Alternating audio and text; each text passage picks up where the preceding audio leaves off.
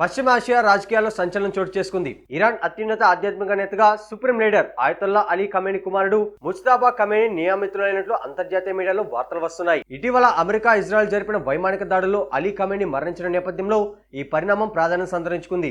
Iran రాజ్యాంగం ప్రకారం supreme leader ను మత పెద్దల సభ అసెంబ్లీ ఆఫ్ ఎక్స్పర్ట్స్ ఎన్నుకోవాల్సి ఉంటుంది. అయితే ఇరాన్ శక్తివంతమైన సైనిక విభాగం ఇస్లామిక్ రెవల్యూషనరీ గార్డ్ కార్ప్స్ తీవ్ర ఒత్తిడి మేరకే 56 ఏళ్ల ముజ్తబాను ఎంపిక చేసినట్టు తెలుస్తుంది. ఈ మేరకు ఇరాన్ ఇంటర్నేషనల్ తన కథనంలో పేర్కొంది. సైన్యంతో ముజ్తబాకు ఉన్న సన్నిహిత సంబంధాలే ఆయన నియామకానికి కారణమని విశ్లేషకులు భావిస్తున్నారు. రాచరిక పాలనకు వ్యతిరేకంగా ఏర్పడిన ఇరాన్ ఇస్లామిక్ రిపబ్లిక్ లో తండ్రి నుంచి కుమారుడికి అధికారం బదిలీ కావడం ఇదే తొలిసారి. దీంతో దేశంలో వారసత్వ రాజకీయాలు మొదలయ్యాయంటూ దేశీయంగా అలానే అంతర్జాతీయంగా తీవ్ర విమర్శలు వ్యక్తమవుతున్నాయి. గత 27 ఏళ్లుగా తెర వెనుక రాజకీయాల్లో కీలక పాత్ర పోషిస్తున్న ముజ్తబా ఇప్పుడు నేరుగా అధికార పగ్గాలు చేపట్టడం గమనార్హం. ముజ్తబా ఖమేనీ ఇరాన్ ఇరాక్ యుద్ధంలో పాల్గొన్నారు. ఆయనకు ఐఆర్జీసీలో మంచి పట్టు ఉంది. అమెరికా 2019లో ఈ సైనిక విభాగాన్ని ఉగ్రవాద సంస్థగా ప్రకటించిన విషయం తెలిసిందే. ఇప్పుడు అదే సైన్యం మద్దతుతో ముజ్తబా అధికారం పీఠం ఎక్కడం పశ్చిమాసియాలో కొత్త సమీకరణాలకు దారి తీయవచ్చని నిపుణులు అంచనా వేస్తున్నారు.